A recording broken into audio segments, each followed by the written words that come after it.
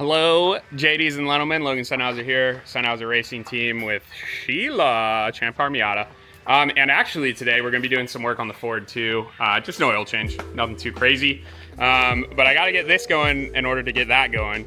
So as you saw in the last video, we left it off with the dash pulled, doing some dashboard wiring, just cleaning up wiring inside the car.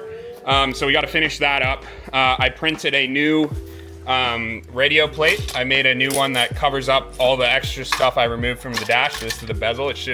Seems like it's gonna fit pretty all right. I got this new light for my Ryobi batteries, super bright. So I'm thinking that's gonna be helpful to have on hand. I don't know why it strobes like that, but it does. I'm gonna throw this, I bought this a while ago. It's just a hardwired, I'm gonna clip these off and hardwire this to the 12 volt system so I can have some USBs, and I'm gonna bury that behind the dash instead of using the cigarette plug. It'll just be a lot cleaner. Got a new voltage buck just to help charge things. So a lot of little miscellaneous stuff like that. But the main goal for today is to get the dashboard back in, get the aftermarket ECU in, the aftermarket display, all that stuff. So I can bring it to a car show at Honda this Friday. For those of you who don't know, I'm an engineer for Honda. Shout out Eric Cattell if you haven't seen him. He is also an engineer at Honda. We work kind of in the same building, which is super cool. But anyways, the car is going to be at the car show, and I want to make sure it's ready. It doesn't need to be pretty or perfect or anything, but I want to be able to at least take it there and show it off. I've been trying to do it for 2 years, you know, the two past car shows I've been in, and I haven't been able to. So we're gonna make it to this one. All right, so first baby step to kind of cleaning up this dashboard is this new dash plate I made. The old one used to stop here, and this just holds my phone that we use for lap timing and telemetry, fire suppression pole, and the two nozzles for the fire suppression. And I remade it. The old one just clipped in. You can see that this one actually bolts in now. So the old one, when you'd go to pull the fire pole, the whole thing would come out. So I told drivers just to not use it and to use the one that was next to the kill switch instead. So there's really two within reach of the driver. This one's just a little easier to pull. So I just wanted to test it, make sure it fits. And you can see I extended it down here to cover up a new gap that's now there because I deleted all the AC stuff. But you see if I take the bezel here and snap it into place, I mean, it covers all that up really well. We still have the hole from where the airbag switch was. I might just rivet a piece of black sheet metal there. I'm gonna reprint this out of a darker material as well. This was just all I had on hand, but I have some black PET G that I'm gonna try. It should be a little bit more up to the task, but this was just more of a fit. And this is probably what I'll have for the car show this weekend, and just a temporary solution. Like I said, I wanted to make sure it fit. This print took like 16 hours, so. But I just modified a file I got from Thingiverse for a radio bezel, and I just used that to make this. So being able to do like little 3D work like that, Fusion 360, it's free, check it out. But it lets you do a lot of really cool stuff like that. So if you're interested in getting into 3D printing or stuff like that, highly recommend taking the plunge because it's gotten so cheap. And if you're into this type of stuff, you'll find it interesting anyways. So anyways, that's kind of step one here. I'm gonna go ahead and keep on keeping on. Okay, so I briefly talked about this kind of in the intro here. It's a little 12 volt to USB converter. I don't know if USB is 12 volt. I don't know what that, I guess it would be 12 volt, wouldn't it? But either way, I'm going to splice this into the cigarette plug behind the dash. And that way all of our USB connections happen behind the dash. Because what would happen on the Miata, the cigarette plug was right next to the shifter. So it was just, as we were getting more and more USB powered devices, that plug was just growing and you'd hit it every time you went into fifth. So this is gonna be a much cleaner, much more elegant solution. I'm just gonna lop off these alligator leads. I'm gonna leave enough on there so that maybe if I wanna use these for something else, I can. And then we're just gonna splice it right into the harness on the dash.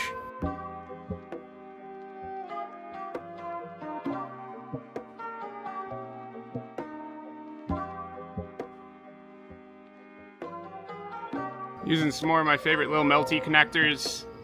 I don't know if this is the right way to do it, but it's the way I do it, and it seems to work pretty all right. So I'm gonna use some of those and get this going here.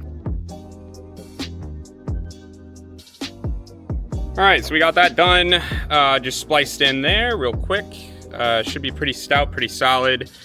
So that'll go back into the cigarette plug, and then we've got our little USB thing here. I'm assuming the green is like fast charging, I don't know what all this means, but Should be enough for what we're using it for. It's just we're gonna plug in Flagtronics to this. If I wanted to, I could plug in the camera, but I've got a different solution for the camera. What else could I power? I could power the display, but we'll do Flagtronics and the phone. Yeah, that should be everything. So I'm gonna go ahead and get those plugged into this, and then kind of wired in behind the dash here, and get that all dialed. All right, so I added the USB thing here. I don't know where the heck my zip ties are, so I'm kind of just electrical taping things in place right now, which I'm not a huge fan of, but it'll work. And it's another one of those. I'll fix it the next time I'm in here. But I got all this cleaned up. I got all the connections where the dash would be as cleaned up as they can be.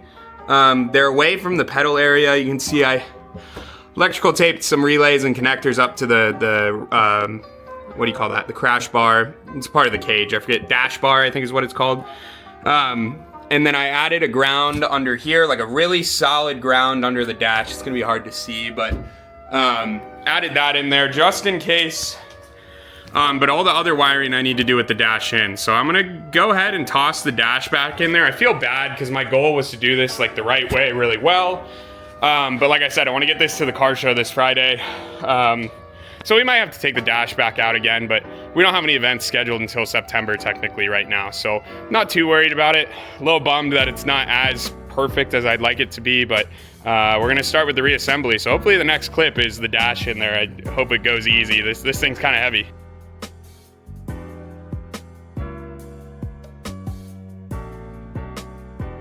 All right, party people, dashboard in there. It's just set in place right now, but I mean, you can already see, well, I guess I gotta finish, but a lot less wires around the pedals, which I really, really like. It does look a lot better. It's gonna be hard to convey it on camera, but I'm gonna keep on buttoning things up here and check in a bit. What's up, everybody?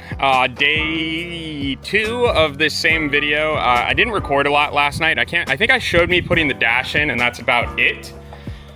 So the dash is back in. I did a lot of wiring, so all the gauges work. The display works, everything's going. I gotta clean everything up, but we're just about there with the Miata. There's a few things I gotta do. I gotta put the Bosch aftermarket O2 sensor back in. I also need to put the fender back on. Again, this is all for a car show on Friday. You know, we'll do some more cleanup later, but so far so good. However, there is another big update that I'm very excited to share with everyone. I think the videos on this are gonna be really interesting. I've got a lot of really big plans for this. But yeah, let me show you the latest addition to the Sennheiser Racing family. I guess showing the back end probably isn't the best, but it is. This is my new to me 2003. So the first year of the kind of newer style Chevy Express 3500, baby. So it's the heavy duty. It's got the 6.0 in it, which is huge. I didn't think I'd be able to get a 6.0 at the price point I was shopping at, especially in a 3500 trim. And get this, it only has 88,000 miles on it. It's got it's got less miles than my daily driver. It's pretty incredible. I mean, it's in really good shape. I guess I'll see if I can show you the frame. The body's really clean. The frame looks phenomenal. Like, I mean, there's some surface rust, but it's pretty sick.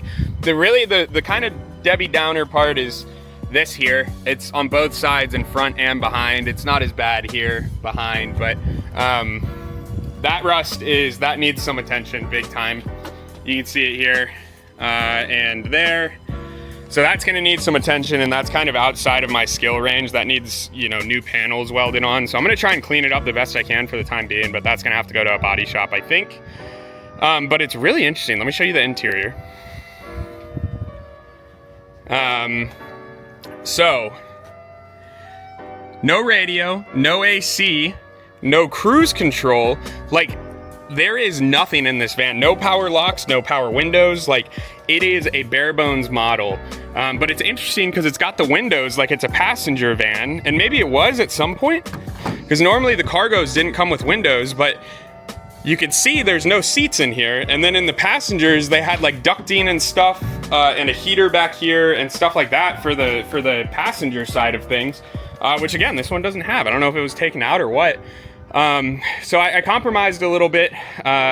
Like I said, I wanted something with no rust, and I accepted a little bit of rust, which we'll see how that goes. And I wanted something with cruise control, with AC, and you know, obviously, I mean, I didn't even know that a spec like this existed out there. But the price on this one was insane. They were asking $7,500 for it, and I got it for $65. I told myself I wouldn't spend more than $6, but I mean, I realize how hard it is to come across these 6-liter motors in these chassis, especially with it being a 3,500.